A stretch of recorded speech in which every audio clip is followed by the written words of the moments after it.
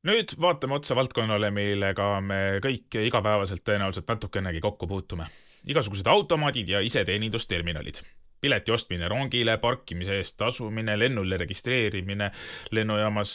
Need on kõik tegelikult igapäevased mugavusteenused, millega me kõik oleme harjunud. Aga mugavus eeldab, et iseteenindusterminali saab kasutada ka inimene, kellel on mingisugune erivajadus. Ja vot siin tuleb mängu juba meie tuttav ja sõber ligipääsetavuse seadus. Seadus kehtib kõigile, kes toodavad, paigaldavad või haldavad iseteenindusterminale, mida kasutab avalikkus. See hõlmab näiteks pileti ja registreerimisautomaate, näiteks lennujaamas või sadamas olevaid check-in automaate või pileti ostmise automaati kuskil bussijaamas, aga ka näiteks järjekorraautomaate. Interaktiivseid infoekraane, näiteks kaubanduskeskuses olevaid interaktiivseid majajuhte. Selles punktis on ainult välistatud bussi, laeva või muusse sõidukisse integreeritud infoekraanid. Ka sularahaautomaate puudutab see seadus ja ka kaardimakseterminale. Ühesõnaga, kui inimene saab kasutada mingisugust teenust iseteenindusterminalis, peab tal olema võimalik seda teha siis sõltumata tema nägemisest, kuulmisest, motoorikast või kognitiivsetest võimetest. Tuletame meelde siin 4 sõna kõikide kasutajate liidestide disainimisel, mida on hea meeles hoida. See peab olema tajutav, kasutatav, mõistetav ja töökindel, eks ole. Iseteenindusterminal peab oskama näiteks rääkida. Mitte ainult siis reklaame ja külastage meid jälle stiilis juttu, vaid ka ekraanilugeja abil lubama inimesel, kes ei näe, mis ekraani peal toimub, seda iseseisvalt kasutada. Ja selleks, et seda saaks privaatselt teha, selleks peab olema võimalik ühendada iseteenindusterminaliga isiklikke kõrvaklappe. Inimene ju ei taha, ma arvan, et sina ka ei taha, et üle terve poe jutustatakse, et mida sa nüüd siis ostad ja kui palju sa selle eest kõik maksad. Ekraanil olev kasutajaliides peab olema ka hästi nähtav ja kontrastne. Informatsiooni ei tohiks edastada ainult värviga, sest et kõik inimesed ei näe värve. Seadet peab saama kasutada ka siis, kui sa ei saa täpselt näiteks õiget kohta ehk puutetundlikul ekraanil puudutada või vajutada. Pakud näiteks füüsilist klaviatuuri, millega iseteenindusterminali juhtida. Ja terminal ise kogu oma seadmestikuga peab olema asetatud niimoodi, et seda saaks kasutada ka siis, kui sa oled madalamal, näiteks istud ratastoolis, kui mitte samal kõrgusel kui seisev inimene näiteks. Lisaks kõiksugused nupud, erinevad lisaseadmed, näiteks tšekiprinter, pangakaardi ava, kõrvaklappide pistik ja nii edasi peavad olema katsudes ka eristatavad, näiteks reljeefse katsutava sümboliga või punktkirjaga. Siin pildil näete nüüd ühte näidist ühest lahendusest. Te ei pea hakkama tegelikult oma iseteenindusterminale ümber ehitama ja ümber korraldama või ka tarkvara täiesti ümber kirjutama. See pult või see lahendus kannab nime UXP või UXP. See on 4-nurkne mattmust seade, millel on hästi nähtavad kontrastsed nupud, punktkirjas tähised ja 2 ühenduspesa. 4. nurgas on seadme kinnitamiseks näiteks iseteenindusterminali korpusesse ka augukesed.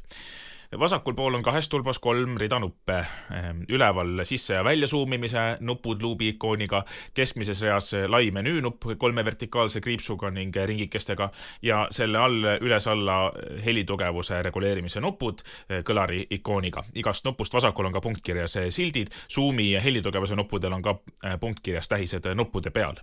Helitugevuse nuppude all on kõrvaklapi pistik. Paremal pool on 3 nuppu, vasaku noolega tähistatud tagasiliikumise nupp, ringiga kodu ehk siis home nupp ning küsimärgiga abi nupp. Nende all 4 suunda näitavad noolenupud üles alla vasakule paremale ja siis nende keskel on OK ehk siis kinnitamise nupp, mis on natukene tõstetud. Ja nende nuppude all on väike staatuse LED ning USB-C pesa, mille juures on ka punktkirja tähis. Ja selle lisades oma terminalile, siis on seda võimalik tagada ühe lisaseadme abil terminalile nii ekraanilugeja kui ka taktiilne juhtimine nuppude abil. Sellel seadmel on siis oskus rääkida, seal on olemas kõrvaklapipistik ja nupud, millega siis sinu terminali juhtida. Siin näeme, kuidas kellegi käsi vajutab UXP puldil helitugevuse vähendamise nuppu. UXP on siin meil ühendatud või integreeritud terminaliga ning juhtpaneelist vasakul näemegi terminali ekraani, kus on näha abstraktset V või veelainete kujutist sinistes toonides. Ja seda on võimalik siis kasutada või seda kohandada vastavalt siis sinu terminalile. Lisades siis ühe seadme, integreerides selle võib-olla sinna terminali juurde, on seda võimalik kenasti kõigil kasutada ja sa ei pea ise hakkama nii-öelda jalgratast jälle leiutama. Aga ligipääsetavuse osa terminalide puhul on ka näiteks see, et sa annad inimesele terminali kasutamiseks rohkem aega. Paljude iseteenindusterminalide kasutajate suurim mure on tegelikult see, et selle kasutamine eeldab kiiresti tegutsemist ja ruttu asjade lahendamist, sellepärast et kusagil on mingi taimer ja ühel hetkel terminal ütleb, et sinu aeg on otsas. Mitmed inimesed, näiteks eakad, vajavad aga just enam aega, et terminali ja neid lahendusi kasutada. Olgu öeldud ka, et lisaks iseteenindusterminalidele peavad olema ligipääsetavad ka näiteks transpordiasutuste veebileheküljed ja äpid. Kui sa ostad näiteks internetist piletit, siis peab see veebileht või äpp, kust sa piletit ostad, olema ligipääsetav nii tajutavalt, kasutatavalt, mõistetavalt kui ka töökindlalt. Lehte peab saama kasutada ekraanilugejaga või klaviatuuriga, ekraani suurendusega. Otseselt ostetud piletifail peab olema samuti ligipääsetav, et inimene näiteks saaks ekraanilugejaga lugeda, et milline on tema istekoht või teada, kus piletil asub täpselt skaneerimiseks mõeldud QR-kood.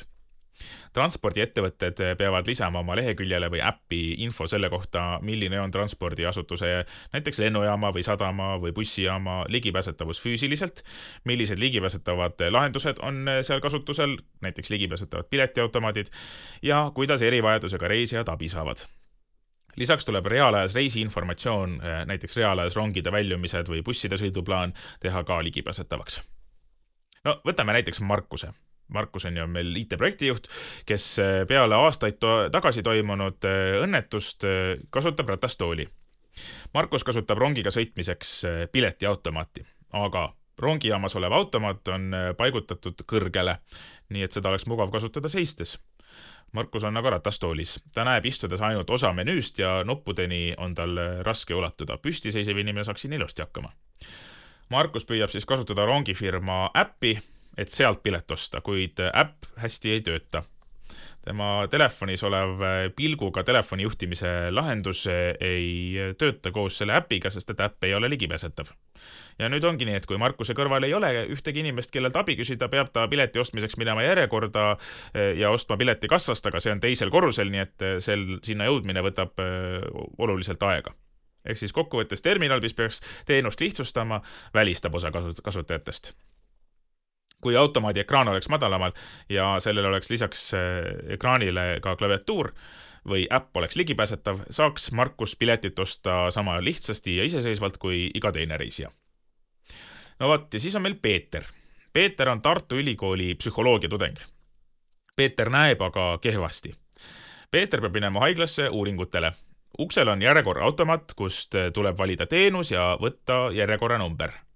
Automaadil on suur puutetundlik ekraan, aga mitte ühtegi füüsilist nuppu. Ja Peeter kummardub siis ekraanile lähemale, lootes, et ta natukene näeb seda teksti. Aga sellest kahjuks abi ei ole, ta ikkagi ei erista ära, milliseid valikuid see automaat talle selle ekraani peal pakub. Ja kuna automaadil puudub ka kõrvaklapi pistik, kuhu ta saaks oma kõrvaklapid ühendada, et kuulata automaadi häälega antavaid juhiseid, siis tal ei olegi muud varianti. Teised inimesed tema selja taga on juba närvilised ja ega tal ei ole mugav seal olla ja lõpuks peab Peeter häbitundega siis paluma abi ja ütlema võõrastele inimestele, et millise arsti juurde ta tuli, et need saaksid aidata tal valida siis ekraani pealt õige teenuse. Tegelikult Peetrile ei meeldi oma terviseasjadest võõraste inimestega rääkida ja ongi olukord, kui automaadil oleks ekraan ja võimalus ühendada kõrvaklapid, siis saaks ta valida ilusasti teenuse ja võtta järjekorra numbri ilma kõrvalise abita. Palun valige teenus. 1. Konsultatsioon. 2. Dokumendid. Te valisite teenuse. Dokumendid. Teie piletinumber on 4, 0, 3. Palun võtke oma pilet. See on kioski ees.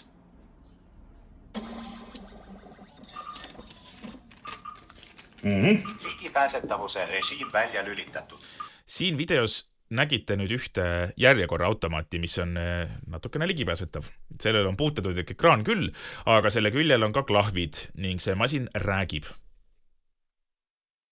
Ligipääsetav terminal on tegelikult kasumlik terminal. Kui seda seadet on lihtne kasutada, siis teenindab see rohkemaid inimesi iseseisvalt. Kui inimesed ei pea abi küsima, siis on teenindus kiirem ja kulud väiksemad.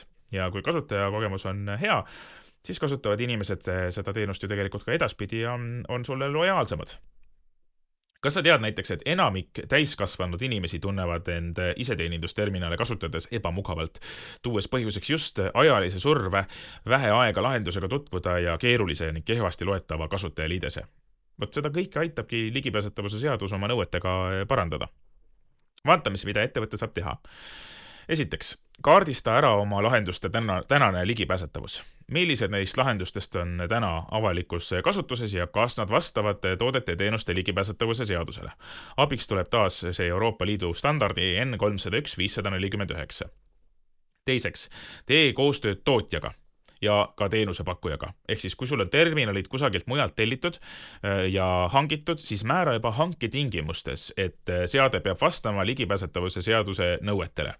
Lisaks küsi oma teenusepakkujalt, kui sa kasutad kellegi pakutavat terminali, millised on nende ligipääsetavuse lahendused ja mida nad täna pakuvad.